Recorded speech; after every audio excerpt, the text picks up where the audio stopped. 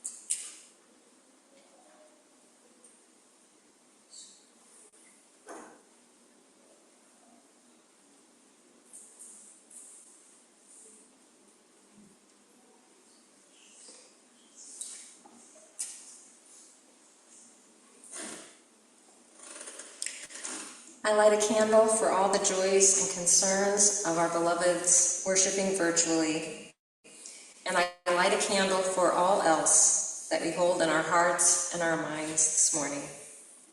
If your heart is hurting, know that your community is here to help, as is Reverend Jane. Please reach out with any needs.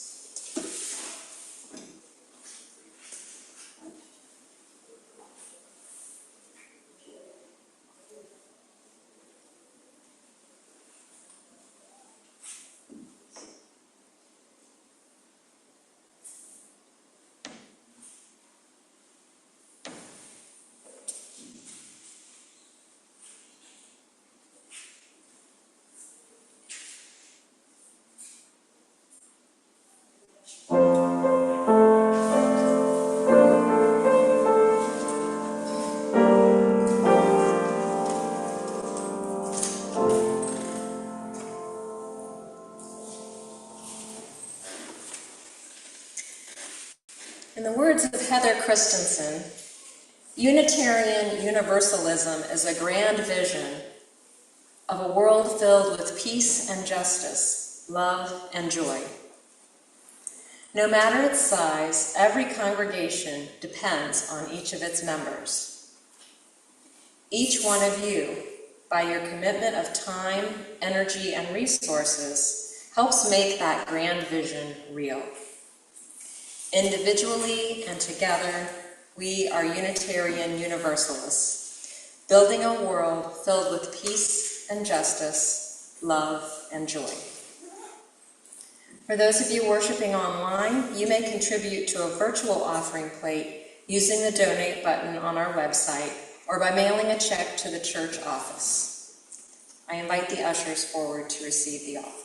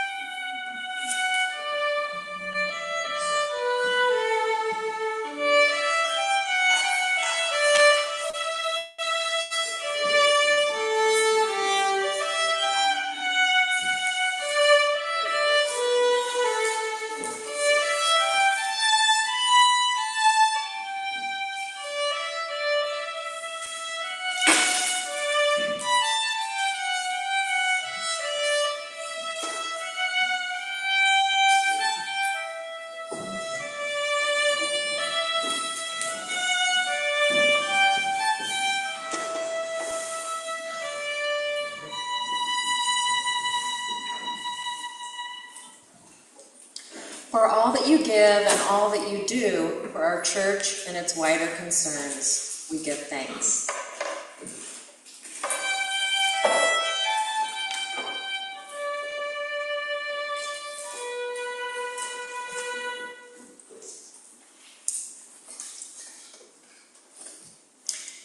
Here are the words of Henry David Thoreau. Go confidently in the direction of your dreams. Live the life you've imagined. As you simplify your life, the laws of the universe will be simpler.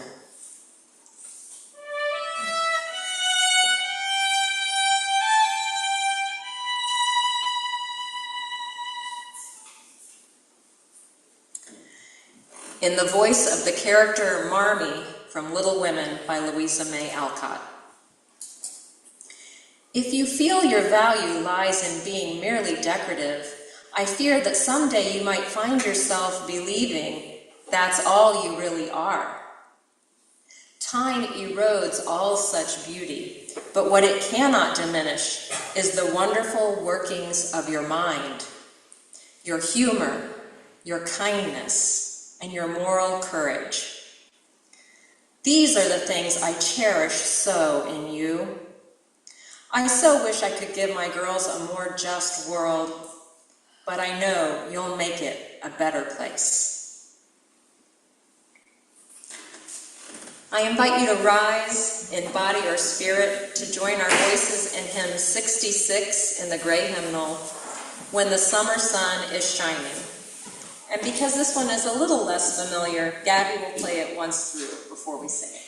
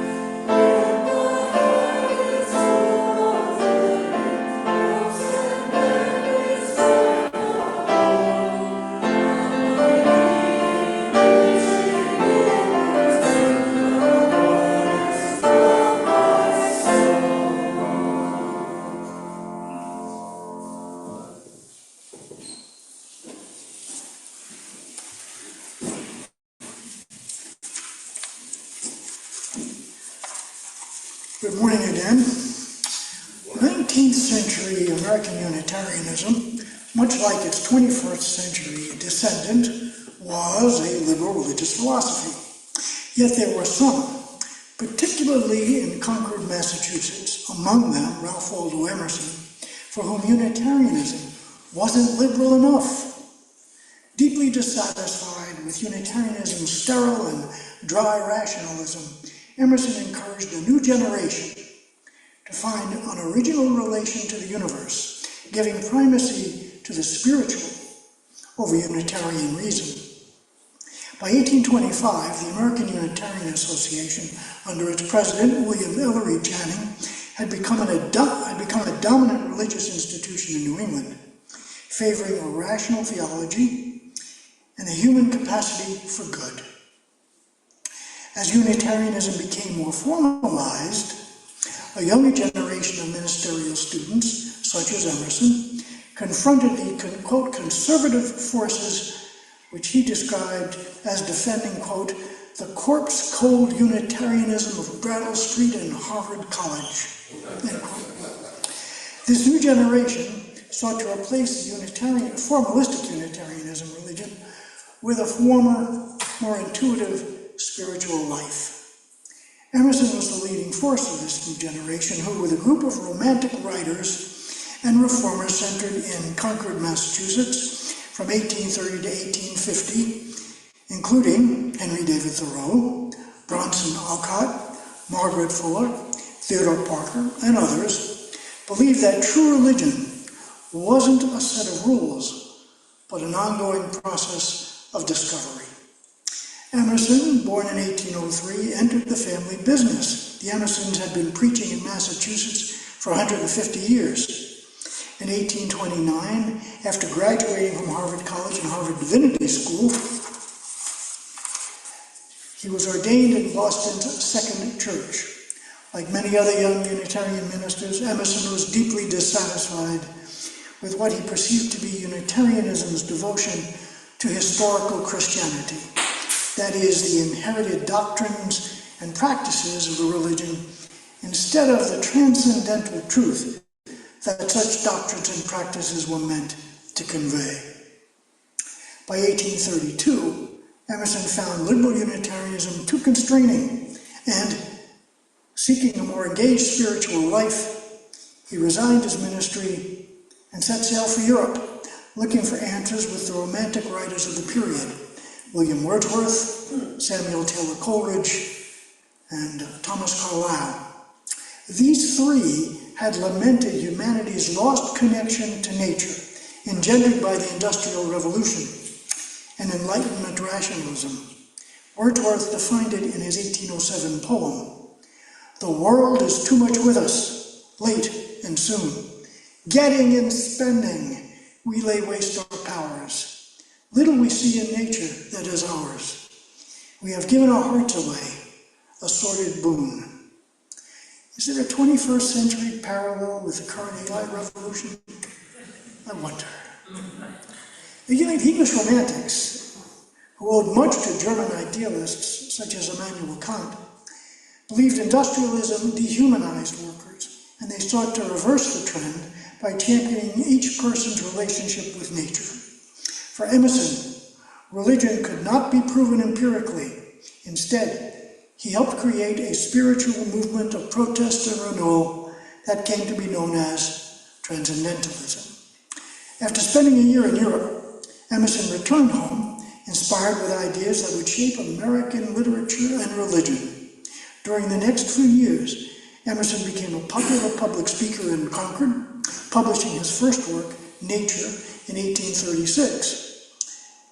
The central manifesto of Transcendentalism, in which he introduced his radical idea. Quote, "Individual experience and intuition, not just reason, could reveal universal truths." Close quote. Criticizing the Industrial Revolution, Emerson encouraged Americans to engage with nature where they could find salvation. Emerson might be the owl in our story. Emerson summed up Transcendentalism in one passage in Nature, quote, "Standing on the bare ground, my head bathed in the blithe air and uplifted into infinite space, all mean egotism vanishes. I become a transparent eyeball. I am nothing, I see all." Close quote. Gone is the rationalism of Unitarianism. In its place is the individual's personal experience with nature. Emerson's subsequent work, Self-Reliance, reinforced the individual's preeminence over institutions and traditional authority, empowering the self and a romantic notion of God within. Transcendentalism's foundation is set on four pillars: the importance and inherent goodness of the individual, and the individual's ability to think for themselves. The belief that reality is shaped by the mind, and that individuals can transcend the physical world through their thoughts and beliefs. That there is a higher spiritual reality that can be understood through personal insight and intuition. Nature reflects the divine, a source of inspiration and truth which can be experienced directly by individuals. Self-reliance, advocating for independence and personal responsibility, encouraging individuals to rely on their own judgment and capabilities rather than depending on external authorities and societal expectations. Some view Transcendentalism as a loner's religion that emphasizes individuality and personal experience, particularly when one looks at the life of Emerson's friend, Henry David Thoreau, who wrote about his isolated life in nature on Walden Pond. Thoreau, who worked for Emerson as a handyman, is perhaps Emerson's greatest disciple.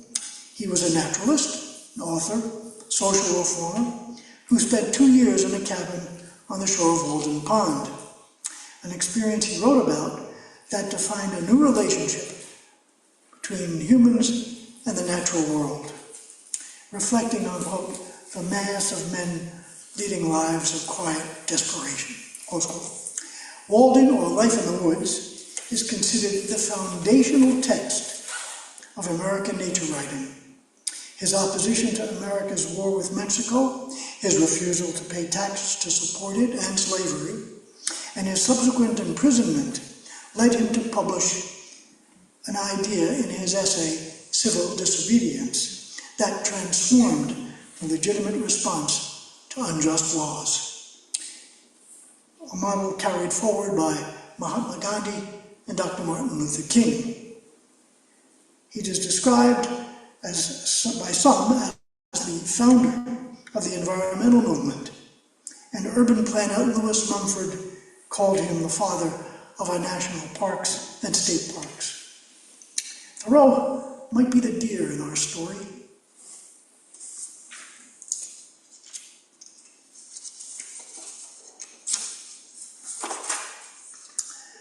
Margaret Fuller, William Ellery Channing's sister-in-law, would, like Thoreau, spend months at Emerson's home. She was the most significant and influential female transcendentalist, serving as the first editor of The Dial, which was the movement's literary journal.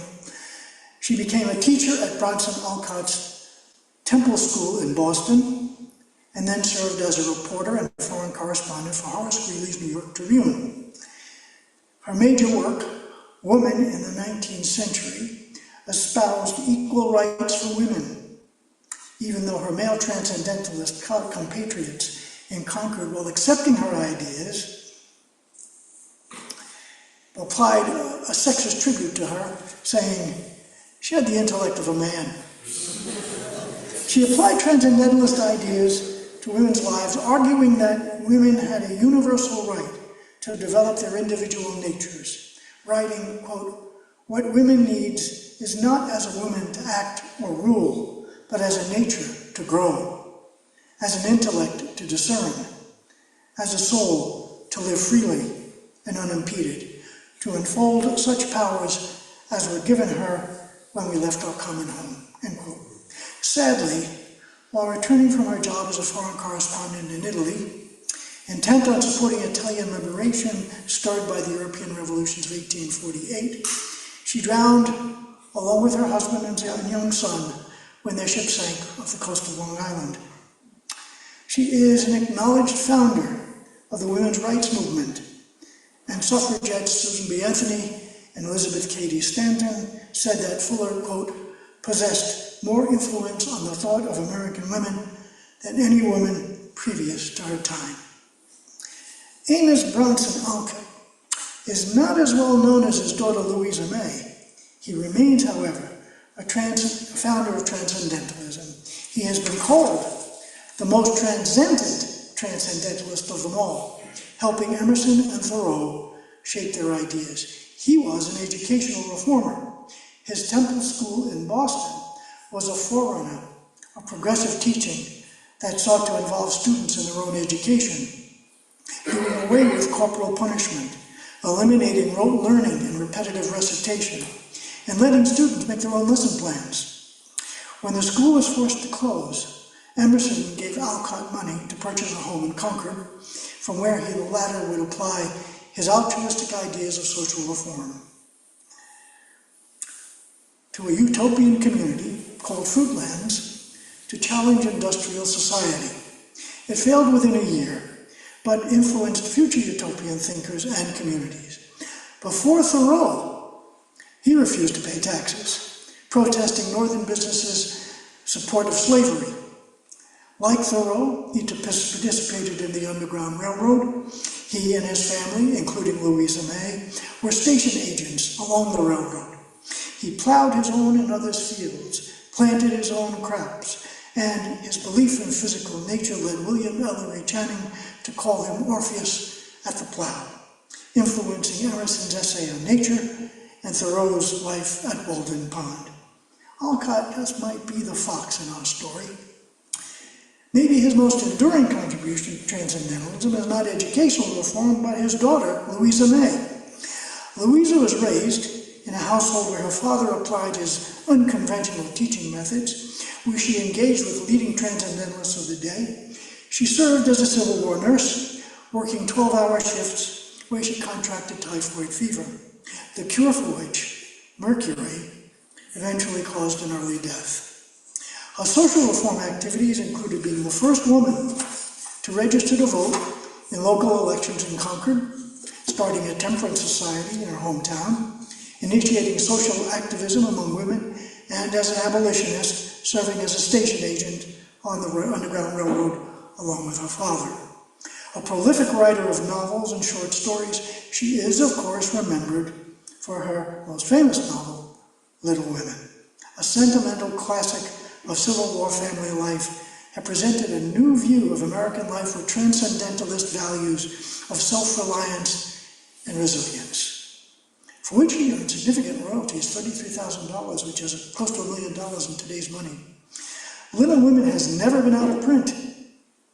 Never married, she may have suggested a gender identity crisis, confessing, quote, "I am more than half persuaded that I am a man's soul put by some freak of nature into a woman's body." Her works have influenced writers as varied as Ruth Bader Ginsburg and J.K. Rowling. New World America, having just celebrated its first 50 years, was a new nation in search of its own philosophical and literary movement, distinct from the old world. Transcendentalism fit the bill, the first truly American philosophical and literary movement. The impact of Transcendentalism was widespread. Margaret Fuller provided a new view of women. Walt Whitman's Leaves of Grass and his free verse style fit neatly within Transcendentalism's individuality.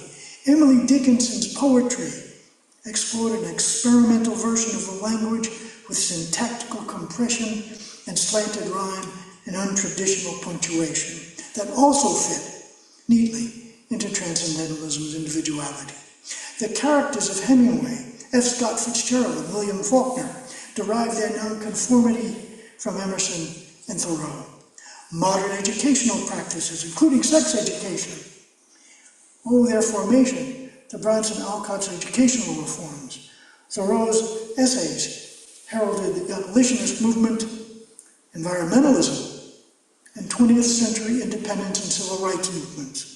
From sit-downs at lunch counters to no King's rallies today, as Dr. Martin Luther King said, the teachings of Thoreau are more alive today than ever before.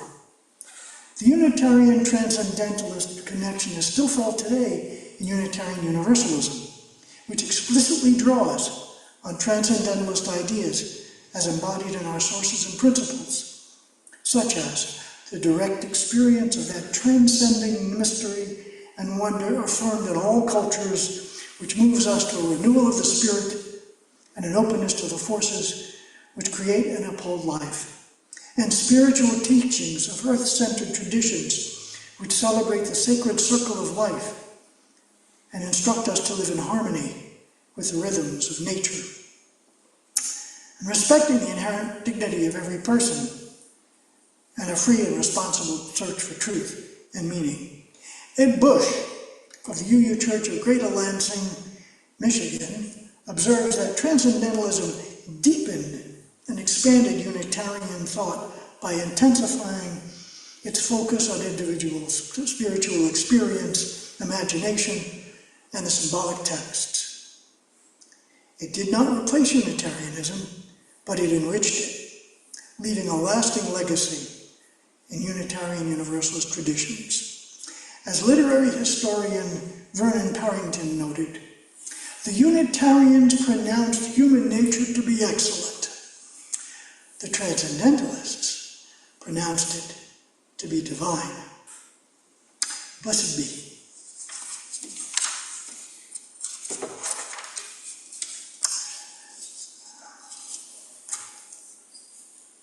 And now I leave you with the words of Ralph Waldo Emerson.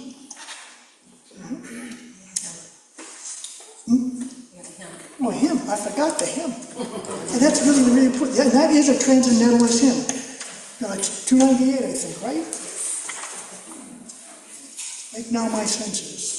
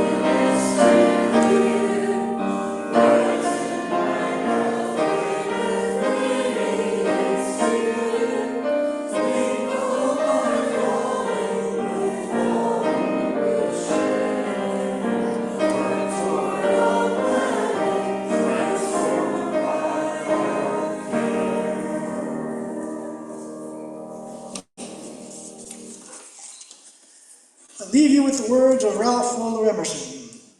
To believe your own thought, to believe that which is true for you in your private heart is true for all men. That is genius. Speak your latent conviction, and it shall be the universal sense, for the inmost in due time becomes the outmost, and our first thought is rendered back to us by the trumpets of the last judgment. Go in peace, and amen.